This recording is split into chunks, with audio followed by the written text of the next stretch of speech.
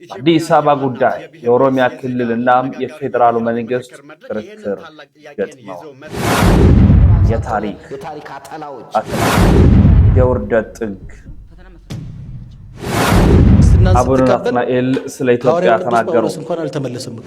የተወዳችሁ ቤተሰቦቻችን ወደ ኦርቶዶክሳውያን ኢትዮጵያውያን ይሄ መረጃ እጅግ በደንብ አድርጋችሁ ላይክ አድርጉ፣ ሼር አድርጉ፣ አዳርሱ። ሀገር ውስጥ ሀገር ውጭ ስደቱም ዓለም ያላችሁ በደንብ ሼርና ላይክ ይደረግ። ትኩስና ወቅታዊ ጉዳዮችን ይዘን ስለመጣን ማለት ነው።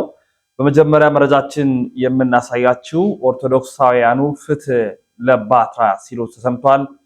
የፍትህ ጥያቄ የጠየቁ ነው። ዛሬም ኦርቶዶክሳውያኑ ድምጻቸውን እያሰሙ ነው። ፍትህ በየአቅጣጫው ይሰፍናል። ለበተራ ቅዱስ እስጢፋኖስ ቤተክርስቲያን ፍትህ ብለዋል። እንካተል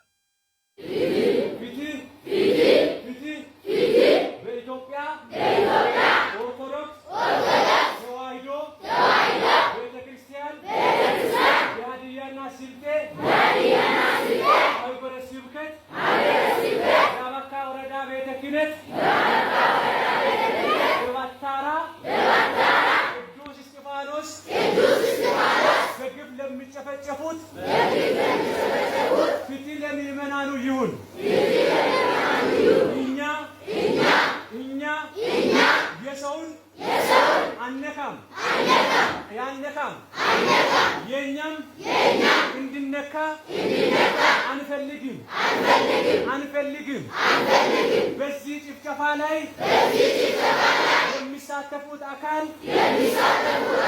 ለህግ እንዲቀርቡ እንፈልጋለን። ፍትህ ለባታራ ቅዱስ እስጢፋኖስ ቤተክርስቲያን ምእመናን ይሁን። እኛ የተዋሕዶ ልጆች በማህተባችን አንደራደርም። የኛ እንድነካ አንፈልግም። የሰውንም አንነካም። ፍትህ ለባታራ ኦርቶዶክሳውያን። እነዚህ ህፃናት ለቤተ ክርስቲያን ድምጽ ሲሆኑ ላይክ እና ሼር አድርጉ ስትባሉ ለምንድን ማታረጉ? ለምን? አልጎሪዝሙ በደንብ ያዳርሳል።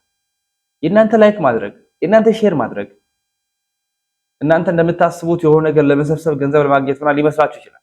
ቢያንስ መረጃው ለሁሉም ይዳረሳል። እኚህ ህፃናት እንኳን ፍትህ ሲጠይቁ ድምጽ እያሰሙ እኛ ላክናቸው ልጆቻችን እንዲህ ድምጽ እየሆኑ እና እናንተ ግን አይቶ እንኳን ለማጋራት የሌሎች ወንድሞቻችንን ቪዲዮ አይቶ ለማጋራት ወደ ኋላ እንቦዝናል፣ እንሰንፋል። ስለዚህ በደንብ ይዳረስ። የታሪክ አተላዎች ሲሉ መምህራችን ይናገራል። መምህር ደረጀ ነጋሽ የታሪክ አተላዎች ብለው መምህር ደረጀ ነጋሽ የተናገሩት እንደምናስታውሰው ታሪክ አዛብተው ጥቅም አግኝተው ለወዳቸው ሲሉ ሃይማኖትንም ማንነትንም ቀይሮ የተገኙ የቅርብ ጊዜ ያየናቸው ሰዎች አሉ። እነዚህን የታሪክ አተላዎች ይሏቸዋል። የታሪክ ምሁራን ሳትሆኑ የታሪክ አተላዎች። ምን አይነት ድንቁርና ነው! በጣም ነውር ነው እየተደረገ ያለው። ክርስቲያኖች ተሰደው ሲመጡ ተቀበልናቸው ይላል ርዕሱ። ኡስታዝ አህመዲን ጀበል የጻፈው ርዕስ ክርስቲያኖች ተሰደው ሲመጡ ተቀበልናቸው። በጣም ድንቅ ርዕስ ነው የመረጠው። ማን ተሰደው አለ? ክርስቲያኖች። እነማን ተቀበልናቸው? እኛ ኢትዮጵያውያን። እንዴት ደስ ይላል! ክርስትና ወደ ኢትዮጵያ የመጣው ተሰዶ አይደለም፣ ፈቅዶና ወዶ። ኢትዮጵያዊ ጃንደረባ ጋዛ ላይ ተጠምቆ ኢትዮጵያዊ ነው፣ የውጭ ሀገር ዜጋ አይደለም። ኢትዮጵያዊ ሕገ ኦሪትን ይከተል የነበረ አውቆ ፈቅዶ ወዶ አምኖ ተጠምቆ ይዞ ነው የመጣው። በጣም የሚያሳፍረው ግን አህመድ ጀበልን ያቀረበውን ሐሳብ ለመደገፍ የወጡ ህሊናቸውን የሸጡ እነዚህ ነገ ጾታቸውንም ይቀይራሉ። ሃይማኖተ ቢስ ለገንዘብ ያደሩ ክርስትና በአብርሃ አጽብሃ ጊዜ በአባ ሰላማ ኢትዮጵያ ውስጥ መጣ ማለት አያሳፍርም? በጣም ነውር እኮ ነው። የሐዋርያት ሥራ ምዕራፍ 8ን ቀዳችሁ ታውጡታ። ኢትዮጵያ ጃንደረባ የሚለውን ቀዳችሁ ታውጡታ። ከአብርሃ አጽብሃ በፊት ገርሳሞት ህንደኬ ሰባተኛ አልተጠመቀችም? ክርስትናን አልተቀበለችም? 8 ዓመት ኢትዮጵያን ያስተዳደረች ምን አይነት ድንቁርና ነው? በጣም ነውር ነው እየተደረገ ያለው። እንደነዚህ ሐሳቦች ሌሎችን ሐሳብ ለመሸርሸር የሚካሄደው አካሄድ አግባብነት የሌለው ነው። በጣም ያሳፈረኝ በጣም ያሳዘነኝ ግራኝ መሐመድ የኢትዮጵያ መሪ አድርጎ መቁጠር መታሰቡ ነው። ኢትዮጵያ ውስጥ አንድም ሙስሊም ንጉስ ሆኖ አያውቅም። አንድም ንጉስ አርማ አልሰለመም። ግርማ አስፈሪ አልሰለመም። ግርማ ማለት ንጉስ አርማ ነው፣ ሁለተኛ ስሙ ነው። አንድም የሰለመ የለም። እኛ በዛ ጉዳይ ላይ ቢሰልምም ባይሰልምም ለኛ ጉዳይ ሆኖ አይደለም። ምክንያቱም ሰው የፈለገውን ሃይማኖት የመከተል መብት አለው። ነገር ግን የሐሰት ትርክት ለመፍጠር የሚደረገው አካሄድ ግን በጣም ነውር ነው። በየትኛው ላይ ነው የገዛው ግራኝ መሐመድ? በወራሪነት ቤተክርስቲያንን በማቃጠል ቅርሶችን በማፍረስ ንዋያተ ቅድሳትን በመዝረፍ ክርስቲያኖችን በመፍጀት ነው እንጂ የሚታወቀው በየትኛው አስተዳደር ላይ ነው? ዛሬ እናንተ ግራኝ መሐመድን የ15 ዓመት ወረራን እንደ ግዛት ከቆጠራችሁ እናንተ ባንዳ ስለሆናችሁ፣ እናንተ ሆዳም ስለሆናችሁ፣ እናንተ ህሊና ስለሌላችሁ ነገ ጣሊያን 5 ዓመት ኢትዮጵያን ገዝቷታል። ኢትዮጵያ ቅኝ ግዛት የተገዛች ሀገር ናትና ሀገር ትሸጣላችሁ። አካሄዳችሁ ይገባናል። በግራኝ መሐመድ አስታካችሁ ነገ ደግሞ ጣሊያን ኢትዮጵያን ገዝቷታል የሚል የኢትዮጵያን ታሪክ ለማጠልሸት ነው ያሰባችሁት። የታሪክ ምሁራን ሳትሆኑ የታሪክ አተላዎች ችን ቤተክርስቲያን ላይ ተነስታችኋል። በጣም ነው የሚገርመው። ታሪክ አዋቂ ነኝ የተባለው ሰው የታሪክ አለማወቅ አንድ ነገር ነው። ዝቅ ብሎ ዝቅ የመጨረሻ ደቆ ሲገኝ አዛንፎ ስናየው እውነትም ገንዘብ እንኳን ማንነትን ጾታ እንኳን ያስቀይራል እንድንል ይጋብዘናል። ለየሰው ስናይ በጣም ነው የሚያሳፍረው። ከዚህ በፊትም አይታችኋል ምን አይነት ታሪክ አንስቶ ብዙሃኑ ግር ሲያሰኝ እንደነበር። አሁን ደግሞ የአህመዲን ጀበል ሐሳብ ትክክል ነው፣ ክርስቲያኖች ተሰደው ሲመጡ ተቀብለናቸዋል የሚለው ሐሳብ እውነት ነው አለ የታሪክ ምሁር የተባለው ማለት ነው።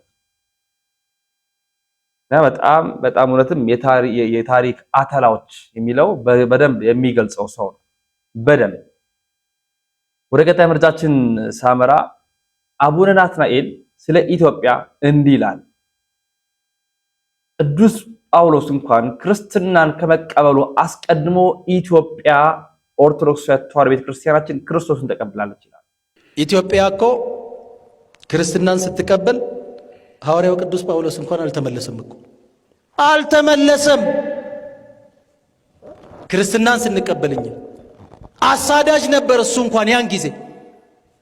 ባይገርማችሁ እኛ ክርስትናን ስንቀበል ጥምቀትን ስንቀበል ይዘን ወደ ሀገራችን ስንመጣ ሐዋርያው ቅዱስ ጳውሎስ እንኳን አላመነም ነበር። ቀድመነዋል እኮ እኛ።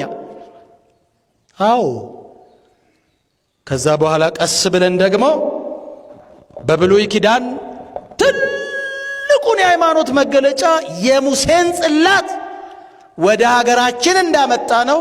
በአዲስ ኪዳን ትልቁን መስዋዕትነት የተገለጠበትን ትልቁ የፍቅር መገለጫ ጠላታችን ዲያብሎስ ድል የተደረገበትን ትልቁን መሳሪያ መስቀሉንም አመጣን አለን። ሁሉም እኛ ጋር ሆነ። አይደል እንዴ?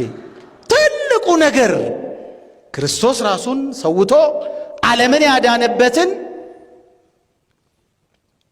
የነጻነት አርማ የሰላም ምልክት የሆነውን ከቀስት የምናመልጥበትን ምልክት ጠላታችን ዲያብሎስን ድል ያደረግንበት ትልቁ ምልክት አሁን ጊዜ ሲያመቻቸው የወደዱትን ታሪክ ወደ ራሳቸው ሲያመጡ እውነት እስኪመስለን ድረስ ተደጋግሞ የተነገረ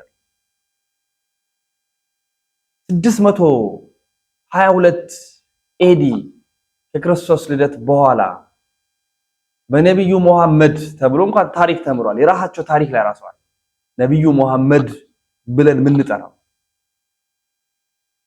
622 ማለት ቅዱስ ያሬድ እንኳን ከተነሳ ከ100 ዓመት በኋላ ማለት በ505 ነው ቅዱስ ያሬድ እንኳን የተወለደው በአጼ ገብረ መስቀል ዘመነ ንግስና ማለት ያ ማለት እንዴት ነው ክርስቶስ እንኳን ከተነሳ 600 ዓመታት በኋላ ነው እስልምና እንኳን አረብ ሀገር ላይ ተነሳ ኢትዮጵያን የተቀበልነው እኛ ነን አልነጃሺ ብሎ መጡ የለም በታሪክ ላይ የለም የራሳቸውን ታሪክ ፈጥረው ነው ያመጡት እውነት እስኪመስል እየተነገረ ይሄንን ሞግቶ ጊዜ ታሪክ እውነት ሁኔታ ማስረጃ መረጃ አስደግፎ የኢትዮጵያ ኦርቶዶክስ ተዋሕዶ ቤተክርስቲያን የታሪክ ምሁራን መናገር አለብን በጣም ጊዜ ዋጋ እንዳያስከፍለን አዋቂነታችሁን በዚህ ጊዜ ማትጠቀሙ ከሆነ ነገ ከነገ ወዲያ ዋጋ የምትከፍሉ ነው የሚሆነው ስለዚህ በስርዓት ማስረጃ መረጃ አስደግፈን መንገድ ካለብን በደንብ አለ በገልቦና በህገ ኦሪት በህገ ወንጌል ያንን ያንዳንዷን አመሳክረን በታሪክ ምስክርነት ውስጥ ማስቀመጣለን ይሄ እንዳይረሳ ማስረጃችን መረጃችን ያንዳንዱን ነገር አሰባስበን እውነታውን መግለጥ አለብን ወደ ቀጣይ መረጃችን ስናመራ የምንመለከተው ኑዛዜ ነው ወይንስ ሌላ ሴራ ነው ይላል አንድ ወንድማችን ይሄ ነገር ኑዛዜ ነው ወይስ ሌላ ሴራ ከ7 ዓመት በኋላ አዲስ አጀንዳ ለምን ከአሚኮ ጋር ይህ ቃለ መጠይቅ ሳይሆን የጊዜ መግዣ ቁማር የነ ዶክተር አምባቸውን ግድያ ተራ ትረካ ሊያደርጉት እየሞከሩ የጀነራል አሳምነውን አይነት የወንዶች ቁና የዶክተር አምባቸውን አይነት ቆራጥ መሪ ያቶ ምግባሩ እና ያቶ እዘዝ አይነት የህዝብ አለይታዎችን ያጣንበት ሰኔ 15 የአማራ ምሰሶች የተነቀሉበት ጥቁር ቃል ኢንጂነር ስመኛው ራሱን አጠፋሉ የጀነራል ሳረንገዳይ ሞተ ብለው ዋሹ አሁን ደግሞ ሰኔ 15 አዲስ አበባ ሆኜ ነው መግለጫ የሰጠሁት ይሉና አዲስ አበባ ላለ ሰው ሚሊታሪ ዩኒፎርም ለምን አስፈለገ ቤተ መንግስት ሆኖ ዩኒፎርም የለበሱት ዘብ ለመቆም ነው ወይስ ግድያውን ዳይሬክት እያደረጉት ነበር አብይ ከደሙ ንጹህ ከሆነ ለምን በገለልተኛ የውጭ አካል እንዲጠራ አይፈቅድም እውነትን የምትፈሩት ለምንድን ነው መልሱን ለእናንተ ትቼዋለሁ ኮሜንት ላይ ሐሳባችሁን ስጡበት ልብ ያለው ልብ ይበል ታሪክ አይረሳም እውነቱ ተቀብሮ አይቀር ፖለቲካ ያለው ርዕስ ነው ግን አሁን በድጋሚ አገር ሽቶ እየተነሳ ነው ምንድነው የሚል ነው ወደ ቀጣይ አንድ ቪዲዮ ልውሰዳችሁ ይሄኛው ቪዲዮ እንድትመለከቱ ተፈልጋለሁ ማለት አንዲት እህታችን ናት ተናገረችውና ሐሳቧን እናድምጣት የአንድ ሀገር መሪ ወጥቶ በድፍረት ለዛውም ጦርነት የሚያደርገው እሱ ከወገኖቹ ከራሱ ወገኖች ጋር ሆኖ በድፍረት ማለት ነው ምንም ሳይፈራ ተቃራኒዎቹ ወይንም ምንድነው የሚባለው የሚገጥማቸውን ጦርነት የሚገጥማቸውን ፋኖ የሚሆን ይሄ ምንድነው አዲስ ያመጡትን ቋንቋ የትኛውንም ወገን ቢሆን ቢምቢ እንደዚህ ብሎ በማሳነስ በእንስሳ ደረጃ ኢንሴክት በእንደዚህ አይነት ነገሮች አንድ የሀገር መሪ ካደረገ ማለት የነናዚን የሩዋንዳን ታሪክ አስታውሱ በቀጥታ ጄኖሳይድ ባያረገው እንኳን የኢትዮጵያ ሕዝብ አይንህን ክፈት ባያረገውም እንዳረገው ነው የሚቆጠረው ወይንም አይሮኖ ሳይገባው ሳያውቅ ነው ማለት ደግሞ አይቻልም ካላወቀ ይሄን ነገር ካላወቀ መሪ ለመሆንም እሱ መሪ ነኝ ብሎ መሪ ስልጣን ላይ መቀመጥ የለበትም ከዚህ በፊት እንደዚህ አይነት ነገር ሲናገር አልሰማሁትም ምናልባት ብሎ ሊሆን ይችላል የሆነ ሆነና ኢትዮጵያ ውስጥ ሂውማን ራይት የሚባለው ነገር ምን ያህል እንደሚሰራ ባላቅም በኢንተርናሽናል ሎ ግን የሚያስቀጣ ነገር ነው ስለዚህ ክራይሙ ላይ ክራይም ነው ይሄ ሰው የሚጨምረው ክራይሙ ላይ ክራይም ነው እየጨመረ ያለው እርግጥ አሁን አልነካም እኔ ላይ ነኝ ያለሁት ብሎ ሊሆን ይችላል እኔ ስለ ሃይማኖት ምናምን አላወራም የሃይማኖት ጉዳይ አይደለም እንዴት እሱ ምናምን ብዬ አልልም እሱ ሲጀመር የሃይማኖትን ሰው ስለ አይደለም ያደረገው እስከዛሬ ድረስ ያደረገው ነገር ሳይበቃ እንደገና አሁን ደግሞ ይሄ በቋንቋ ሲተረጎም ነው የምነግራችሁ ሲተረጎም የአንድ ሀገር መሪ ጦርነት ውስጥ ገብቶ እነዛን ሰዎች በኢንሴክት ደረጃ ዝቅ አድርጎ ካወራ ትርጉሙ በጣም ያስፈራል እኔ አሁን ያየሁት የሆነ ቪዲዮውን እየተቀነጫጨፈ ስለሆነ ያየሁት አሁን ላይ ነው እንደገና ቁጭ ብሎ ቢምቢ ምናምን እያለ ሲያወራ አብይ አህመድ ባይ ዘ ወይ በድጋሚ ማንነቱን ሰይጣኒክ ባህሪውን አሳየ ነው የምለው እኔ። ለታሪክ ይቀመጥ። አሳንሶ መጥራት፣ በእንስሳ ደረጃ እንደ እንስሳ አድርጎ መጥራት፣ እንደ ትንኝ አድርጎ መጥራት የናዚ ሐሳብ ነው። ወደዛ የሚወስደን እንዳይሆን መጠንቀቅ አለብን የሚል ሐሳብ ያቀረበችልን በዘፈን የተቃኘ የሚያስቅ ግን ደግሞ በጣም ጥልቅ የሆነ መልእክት ያለውን አንድ ጉዳይ ድጋሚ ላሳያችሁ። ጠቅላይ ሚኒስትር ሙዝ በዳቦ እንብላ፣ የበቆሎ ቂጣ በጎመን በልቶ ማድረግ ለእናንተ ብርቅ ነው እንዴ? አይደለም።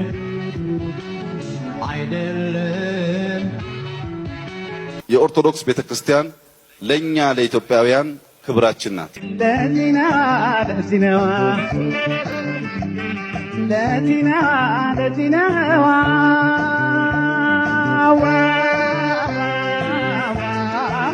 ኮሽ ባለ ቁጥር አፍ ለመዝጋት የሚጥር መንግስት አይደለም። ነገር ግን መሰረታዊ የመንግስት ብቃት የሚባሉት ላይ ደግሞ ሲታይ እንኳን ለኢትዮጵያ ለአፍሪካም ኩራት ነው። ተው እንጂ ተው እንጂ ተው እንጂ ተው እንጂ ተው እንጂ ተው እንጂ። ጸጥታ ይሄ ብዙ ሰዎች የሚታዘቡት ምርጫ ነው። ዲሞክራሲያዊ መሆን አለበት። ይቺና ጨዋታ ይቺና ጨዋታ። የዛሬ 12 ዓመት ለመንግስት አሁንም ኮፒው በእጅ ያለ በሰነድ ሳተላይት እንዲኖረን ፕሮፖዛል አቅርቤ ነበር። አሁን ኢትዮጵያ 2 ሳተላይት አላት።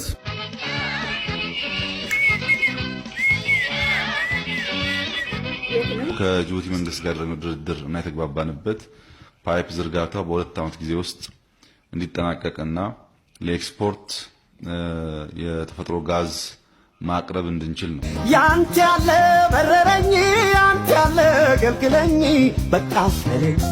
ባለፉት ሳምንታት በሰሜን ሸዋ በጎጃም ያያችሁት ዝናብ የተፈጥሮ ሳይሆን እኛ ያዘነብነው ነው።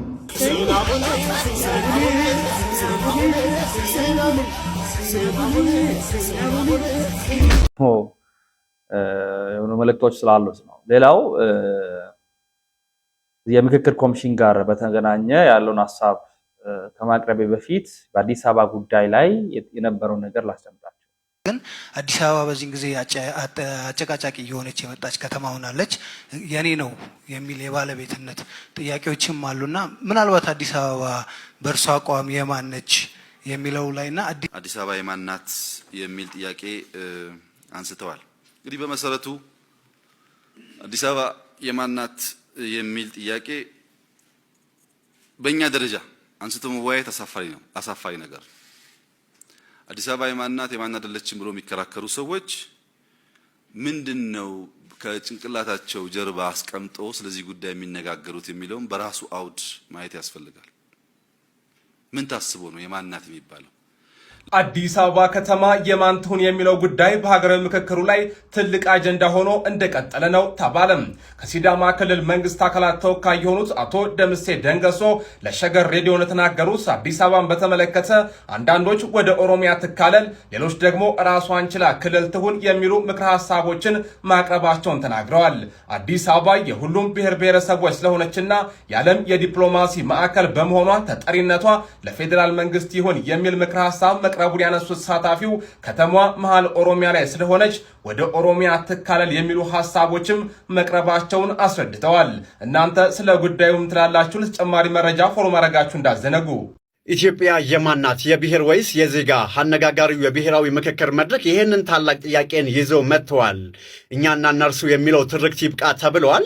ከዚህ ባለፈ 5 የሀገር በቀል ቋንቋዎች የፌዴራል የሥራ ቋንቋ እንዲሆኑም ተጠይቋል። አማርኛ፣ ኦሮምኛ፣ ትግርኛ፣ አፋርኛና ሶማልኛ ዝርዝር ውስጥ መካታቸው ተነግረዋል።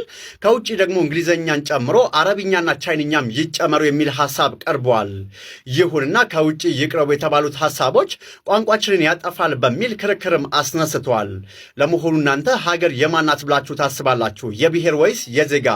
ሐሳባችሁን በኮመንት ላይ አስቀምጡልኝ። አዲስ ከሆናችሁ ደግሞ ፎሎ ማድረግ እንዳይዘነጋ። ወደ ቀጣይ መረጃችን ሳመራ በቀጣይ ከዚህ ከምክክር ኮሚሽን ጋር በተገናኘ ምንድነው ዓላማው የሚለውን አንድ ሐሳብ እንካለን። ሄይ እንዴት ናችሁ? ሰላም ናችሁ? መተናል እንግዲህ በሌላ ቪዲዮ መተናል። አሁን ዘንድሮ አንላቀቅም ነው የምላችሁ። ጥብቅ የሆነ ሚስጥር መረጃ ይዘን መተናል።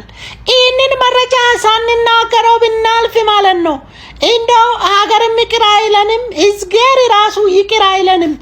አሁን የምነግራችሁን መረጃ ለብዙ ሰዎች እንዲደርስ አድርጉ። የሀገራዊ ምክክር ኮሚሽን ሴራ ሲገለጥ አሁን በደንብ ስሙኝ።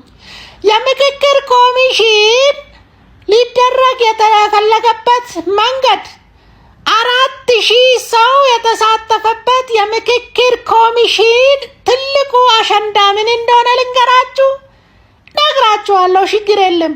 ይኸውላችሁ ምክክር ኮሚሽን ሲደረግ 3000 ብልጽግናና 1000 ደግሞ ከተለያየ የተውጣጡ ሰዎች ናቸው። ግልጽ ልንገራችሁ። ስለዚህ አሸናፊ ማን እንደሆነ ታውቃላችሁ? የምክክር ኮሚሽኑን ያዘጋጀው ሰው ነው አሸናፊው። ለማንኛውም የምክክር ኮሚሽን ሊደረግ የታሰበበት ሴራ አንድ የኢትዮጵያን ታሪክና ገጽታ መቀየር ተጀምሯል። ይህንን የተጀመረውን ማስቀጠል ነው። ሁለተኛ የኢትዮጵያን የዘመን አቆጣጠር ወይም የቀናትን አቆጣጠር ካላንደር መስከረም 1 ብሎ የሚጀምረውን መለወጥ እንፈልጋለን ብሎ በይፋ የምክክር ኮሚሽኑ ላይ ተነስቷል። ልብ በሉ ጎበዝ። ይህንን የዘመን አቆጣጠር የምትቀምረው የኢትዮጵያ ኦርቶዶክስ ቤተክርስቲያን ስለሆነች ቤተክርስቲያኒቱን ለመምታት ትልቁ አሸንዳ መሆን ያለበት ይህንን የኢትዮጵያን ካለንደር መቀየር ነው።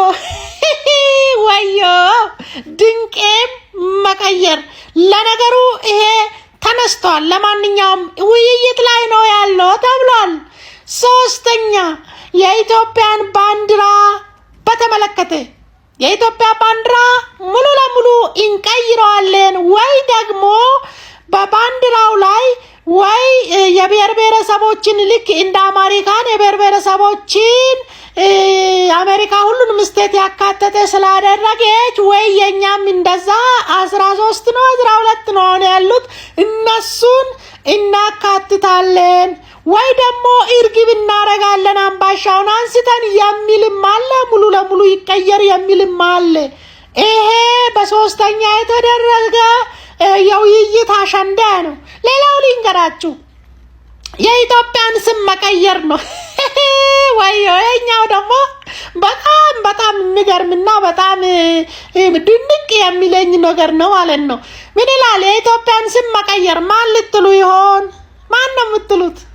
እስኪ ንገሩኝ ማን እንደሚባል። የኢትዮጵያ ስም ተቀይሮ እንግዲህ ከመጽሐፍ ቅዱስም ከስንክሳር ከታሪክም ከድርሳነ ከሁሉም ላይ ነው የምትፍቁት ማለት ነው። የኢትዮጵያ ስም ሊቀየር ነው። ይሄም አሸንዳ ነው። ሌላው አምስተኛ ሚስጥር ደግሞ ልንገራችሁ። ኦርቶዶክስ የተባለች ሃይማኖትን ከሀገር ማጥፋት እና በምትኩ ደግሞ ፕሮቴስታንትን በሀገሪቱ ምድር ላይ ማስረጽና ፕሮቴስታንቱ በሀገሪቱ ላይ ከፍተኛ የሆነ ብልጫ እንዲኖረው ትልቅ እቅድ ተይዟል። ይህንን ሰምታችኋል? ጉድ እኮ ነው ዘንድሮ የሚሰማ ነገር በእውነት በጣም የሚያሳዝን ነው። ሌላው ደግሞ 6ኛ ደረጃ የተቀመጠው ልንገራችሁ። አማራንና ትግሬን እንዲሁም ደግሞ ሃይማኖተኞችን ይላሉ እንግዲህ አክራሪ ኦርቶዶክሶችን ማህበረሰብ ውስጥ ንቅል አድርገን እናጠፋለን፣ እናወድማለን። በምትኩ ደግሞ የእኛን የራሳችንን ባህልና የራሳችንን ሃይማኖት እንግዲህ ፕሮስፕሪቲ ፓርቲ መቼም ብለው ነው የወሰዱት። እሱን በሀገሪቱ ላይ እናሰፍናለን የሚል ትልቅ የድድብናና የማይምነት ሐሳቤ ይዘው ነው የመጡበት ማለት ነው። ለዚህ ነው እንግዲህ 4000 ፕሮቴስታንት የሆኑ የብልጽግና ሰዎች የታደሙበት ነው ማለት ነው። ከ4000 እንግዲህ 1000 ምናምኑ ነው የተውጣጣ የሚሆነው 3000 ማለት ነው። አብላጫው 3000 ብልጽግና ነው ማለት ነው።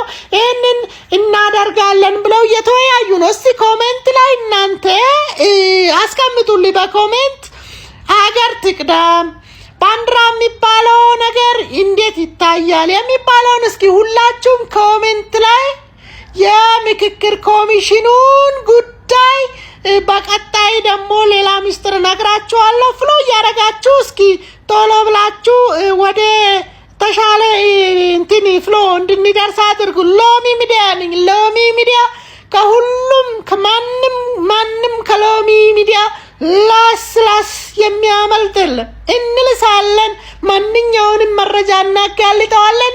በልቻ ደግሞ ይህንንም ቦተሊካ ነው በሉ አሏችሁ። እሺ ይሄ ቦተሊካ አይደለም፣ የምክክር የሽግግር ሚስጥር ነው። እሺ ባንዲራ ይቀየር፣ ባንዲራ ይቀየር፣ አዲስ አበባ ስም ይቀየር፣ የኢትዮጵያ ስም ይቀየር፣ ምክክር ኮሚሽኑ ያለበት ነው እና ኢትዮጵያ እየመከረች ነው። ጊዜ ብቻው ወደ ቀጣይ መረጃችን እናምራ። ሰሚነሽ ለአንድ ቲክቶከር እዚህ ጋራ ቲክቶከሩ ምንም ጥፋት የለበትም። ቪዲዮውን ቀርጾ እዩልኝ ከማለት ውጪ ማለት ነው። ኮፒ ሊንክ ሼር ፖስት እያደረጋችሁ ለብዙዎች አዳርሱት። እዚህ ጋራ ልጁ አላጠፋም። መቼም መስቀል ጥላ ወንጌል ወጥቶለት አልሳለምም አይል ነገር። ይሄ ስርዓት ሲጣስ እዩልኝ፣ በዚህ ልክ ስርዓት ጥሰው አከበሩኝ ከማለት ይልቅ ቪዲዮውን ባይለቀው መልካም ነበር። በነገራችን ላይ ይሄ ወንድማችን ቀን ነው፣ በበጎ ስራዎቹ እናውቀዋለን።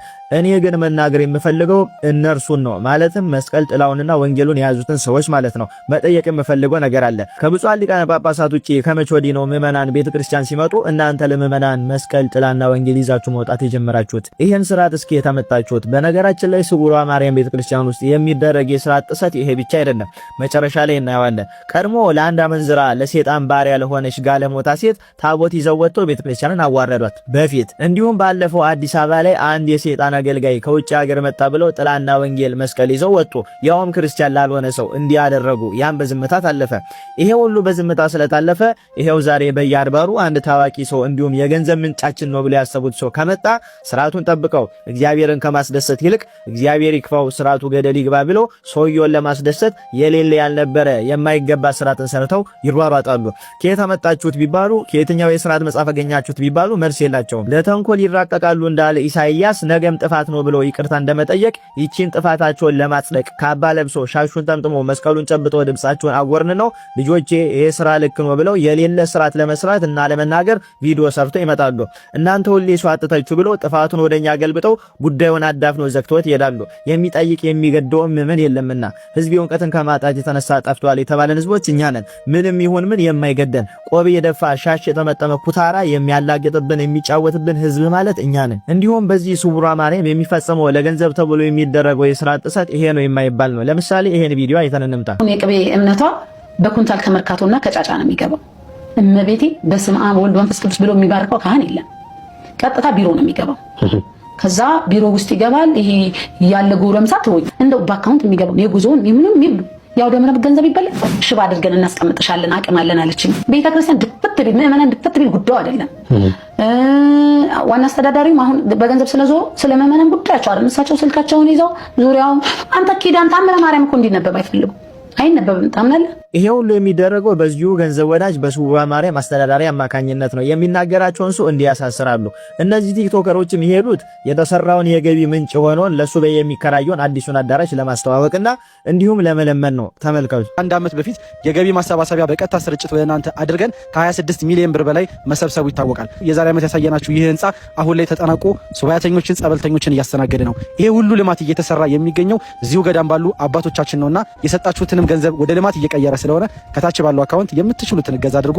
ስለዚህ ይሄ አስተዳዳሪ ለገንዘብ ምንም ነገር ያደርጋል። ለዚህም ነው ስርዓተ ቤተ ክርስቲያንን ሲንድ ቅንጣት የማይሰማው። ነገር ግን በጊዜ እግዚአብሔር ቤቱን ያጸዳል። እንዲሁም እናንተ ቲክቶከሮች በደግነት ከሆነ ይህን ስራ የምትሰሩት አትታለሉ፣ ልክ አይደለም፣ የበደሉ ተካፋይ አትሆኑ። አውቃችሁ ለገንዘብ በክፋት ከሆነ ግን ይሄን የምታደርጉ ደግሞ የእግዚአብሔርን በትር ጠብቁ። ምዕመናንም እንዲህ አይነት ነገሮችን ተቃወሙ። ስርዓተ ቤተ ክርስቲያን ይከበር፣ ፍትህ ለስርዓተ ቤተ ክርስቲያን ብላችሁ ቆሙ። ኮፒ ሊንክ፣ ሼር፣ ፖስት እያደረጋችሁ ለብዙዎች እንዲዳረስ አድርጉ።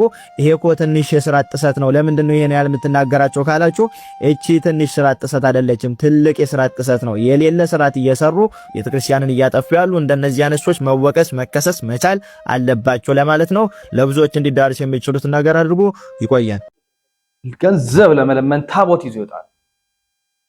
ይሄ ስውራ ቲክቶከሮች በቃ እናንተ ራሱ በጣም ስርዓት አደብ ግዙ። በጣም አበዛችሁት። በቃ ወይ ቤተክርስቲያን ነገር ማወቅ እንኳን መፈለግ የምንችል አይመስለኝም። ፎሎወር ስላላችሁ የሆነ ተከታይ ስላላችሁ የሆነ አስተዳዳሪ ስለሚጠራችሁና የሚሰጣችሁ ገንዘብ እንኳን ባይሰጣችሁ ይሄ ትክክል አይደለም፣ የቤተ ክርስቲያን ስርዓት አይደለም፣ ምን ይሄን አልሰራም ለምን አትሉ? ዋናው ጉዳይ እናንተን ለመቀበል ነው። በእናንተ አማካኝነት ገንዘብ ለማግኘት ቲክቶከር ይጠራል። ከዛ ወንጌል ወጥቶ ካህናት ወጥተው ጽና ወጥቶ ምናምን ወጥቶ ያልነበረ ነገር ለፕሮሞሽን ቅባ ቅዱስ እየቀቡ ምናምን የዚህ የሰሚነሽ አስተዳዳሪ የስውሩ አስተዳዳሪ ዴይ ቱ ዴይ ፕሮሞሽን የሚሰራ ማህበራዊ ሚዲያ ላይ አለ የምትሉ ባካችሁ የእናንተም አካውንት ይዘጋ ይሆናል። ባይዘጋም ነገ ከነገ ላይ መድከም አይቀር ገንዘብ እንዲገባ ምናልባት የዋህነት ሊሆን ይችላል የምትሰሩት ስራ፣ ግን የቤተ ክርስቲያን ክብር ይጠብቃል። ከእናንተ ጋር ደግሞ አንድ በአንድ ማውራትን ከባድ አልሰራም በሉ። አስተዳዳሪዎችም አደብ ግዙ። አታብዙት። ይሄ ነገር በጣም መታረም አለበት። በደንብ አድርጋችሁ አዳርሱ። በሌሎች መረጃዎች እንመለሳለን። ላይክ እና ሼር አድርጉ። ወንድማችሁ ልዑል መብራቱ